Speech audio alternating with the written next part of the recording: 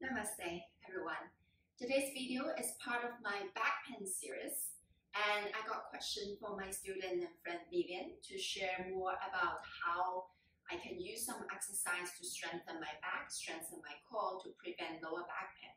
So this content is not only useful for women who gave birth and suffer from lower back conditions after childbirth, but also suitable for office workers who have been sitting long time in front of the computers and have some chronic back discomfort.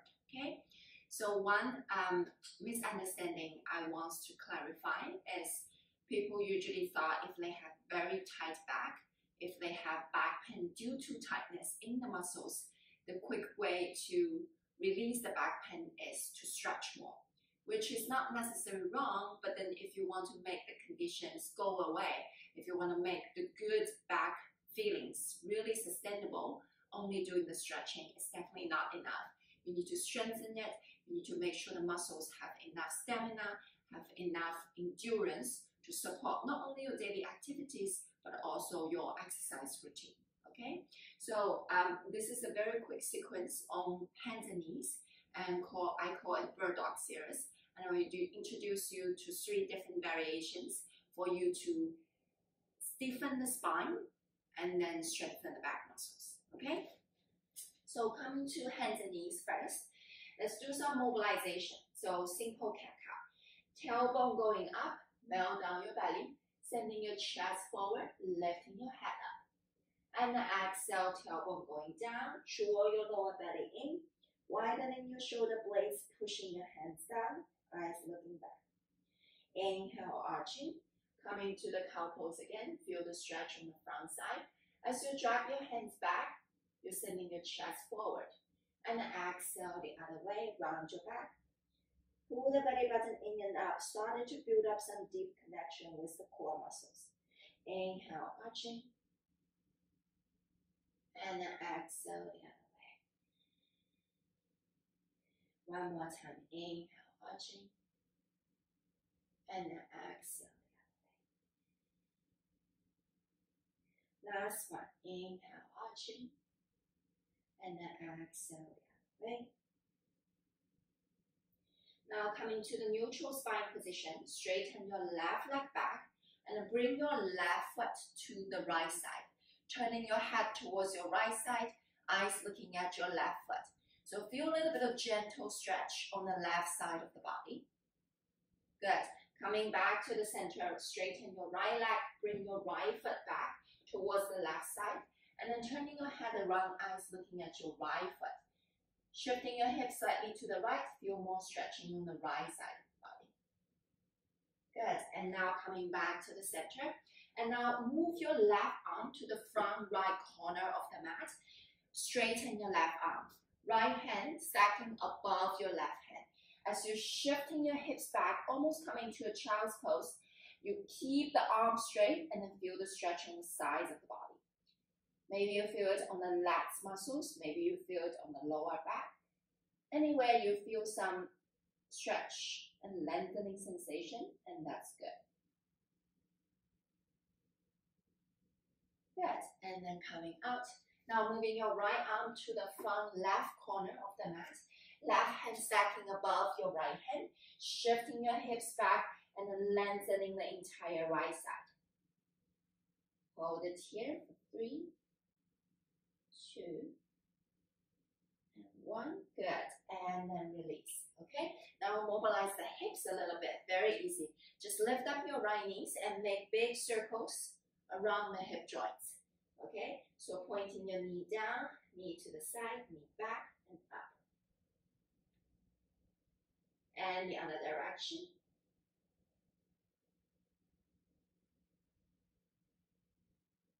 Good. And then lower down. Okay, now moving your left knees and left hips into circular motion. And the other direction. Make the circle really big so you actually feel your hip joint is opening up. Good, and then coming down. Okay, now that's coming to the main part of this series, which is the bird dog pose. So in bird dog pose, you are balancing on one hand, one knee, and then together with the toes. This exercise, I want you to really focus on keeping your spine neutral. Neutral meaning there's a slight curve on the lower back, which is very natural, but you are not dumping the weight to your belly, and you are not on purpose rounding your back either. Just keep your spine neutral, okay? So you'll feel the connection from the belly button to the spine, gently pulling the belly in and up. I usually use this analogy that imagine there's a cup of coffee on your back, and there's a fire flames underneath your belly. So you cannot dumping the belly down because the fire is going to touch your skin, right? So you're lifting the belly up, but you're not rounding your back, otherwise the coffee cup will spill. Okay, so keep the spine really neutral.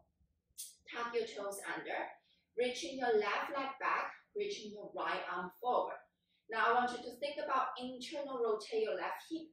So roll the inner thigh of your left leg more up, and then squeeze your buttocks and then left side hamstring to make sure the left leg at the same height as your hips. Reaching your right arms forward. Keep your right arm by the sides of the ears, okay? Now this is your starting position.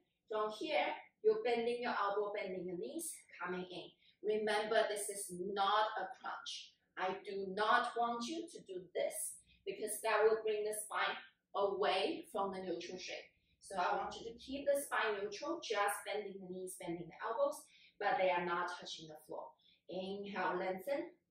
Left arm pushing. Don't collapse your left shoulder. Exhale, coming in. Keep the spine neutral. Constantly checking if your spine is in the neutral shape. The coffee cup doesn't get spilled. The fire flames doesn't touch your skin. Okay? Inhale, lengthen. Exhale, coming in. Inhale, lengthen. Exhale, coming in. Inhale, lengthen.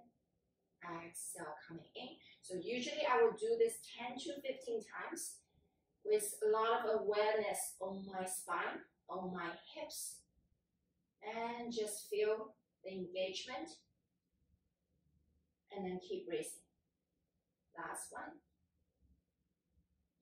Good. And then coming down. Okay? Now once you're coming down, I want you to close your eyes while you are holding your hands and knees position, and just notice the difference between left side and right side. If you are sensitive enough, you may feel some heat generated on the left hip, left leg, and your right shoulder, right arm. So it's a diagonal line from the right to left. And when you think about it in your daily life, a lot of the movements we make, such as walking, you are actually moving a diagonal way, right? Because you're walking forward with your left leg and right arm, and then you will switch. So that's why it's important to strengthen in this diagonal direction. Now let's do it for the other side. Reaching your right leg back, reaching your left arm forward. So try to make the shoulder and hip square, meaning left shoulder, right shoulder, same height, left hip and right hip, same height. Engaging the right side glutes and hamstring to lifting your right leg higher, and then reaching your left arm forward, lengthen through the fingertips. Inhale in here, exhale coming in, neutral spine. Inhale, lengthen, exhale coming in. Inhale, lengthen, exhale coming in. Inhale, lengthen, exhale coming in. Check your spine again. Is the coffee cup still there? Inhale, lengthen, exhale coming in. Inhale, reach forward and back. Exhale coming in. Two more. Inhale, reach and back.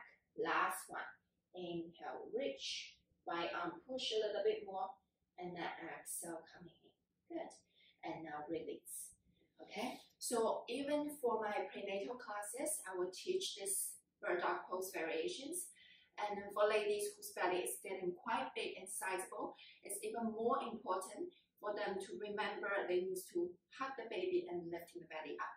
Okay, so that's the first bird dog variation you should do every day if you currently are in back conditions. Okay, but if you just have back pain from time to time, then maybe try to do this 3 times a week. Second variation of the bird dog is getting a little bit harder. So you're coming to the same setup position, reaching your right arm forward, left leg back. And now keep the spine neutral, moving your arm and leg up and down. So left hand really push the floor. Don't collapse the left shoulder.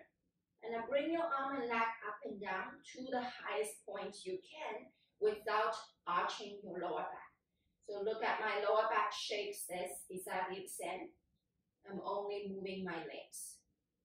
Okay, again, 10 to 15 times. You should feel your glutes as you're lifting your legs up. 2 and 1. Good. And then release. So this is a very gentle way to strengthen your deep core muscles, your back muscles, and your hips muscle. As you're lifting your legs up, I trust you actually feel it on the glutes. Okay, now let's do it on the other side. Reaching your left leg, left arm and right leg up and down. Okay, keep the spine neutral. And the right shoulder is not collapsing like this. You're pushing your right arm so that your shoulder is stable. Okay, hold it here as you are moving. Normal breathing, and then focus on the muscle you feel the most engagement. Okay, 1 another 5, 4, 3, 2, and 1. Good. And then coming out. Okay, how do you feel? I started to feel more on my glutes already. And glutes muscles is very important to prevent yourself from having a back pain and even just support the daily activity. As you are walking, you are squatting, you are jumping, you are running, you're climbing up the stairs, up and down, you are sitting down and you're standing up. All requires to use some glutes muscle. So it's very important to strengthen them. Okay, now I'm going to share with you the third one. So the intensity of these 3 variations is from easy to hard. The third one requires you to have more endurance and more stamina to support the body finish this whole thing. So coming to here,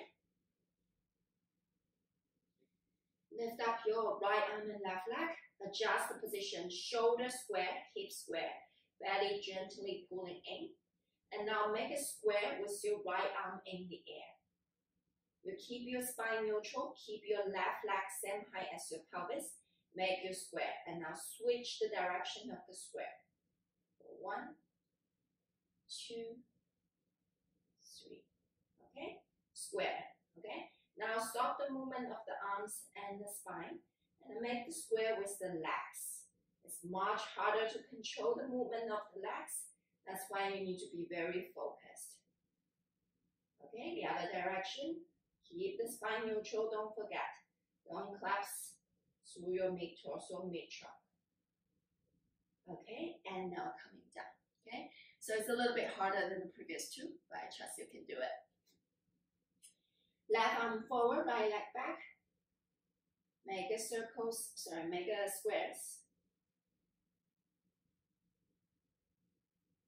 Switch the direction of the square. If you're struggling with the balance, feel your left toes really pressing down to facilitate your balance. Now stop the movement for the arm, but don't collapse the arm, keep reaching up. And now make a square with your right leg in the air. Don't bend your knees, keep the leg straight. This way you can access more legs muscles. The other direction square, keep the spine neutral. Okay, and now lower down. Good, and sit back. So I cannot emphasize enough how important it is to keep your spine neutral in this exercise, because that will keep the small muscles and the deep muscles and the superficial muscles around the big part of your trunk really activated to support your body weight, to support the movement in your daily life. Okay, so give it a try. 3 variations, 10 to 15 times. You can do 2 sets every day. It doesn't take too much time. And I trust if you are already in back pain, you try the physio, you try the Pilates, you try the yoga, you try the chiropractor, but if the back pain is not going away, you still need to dedicate some fixed amount of time every single day to take care of yourself. Okay? Let me know how it goes. Thank you for watching. Namaste.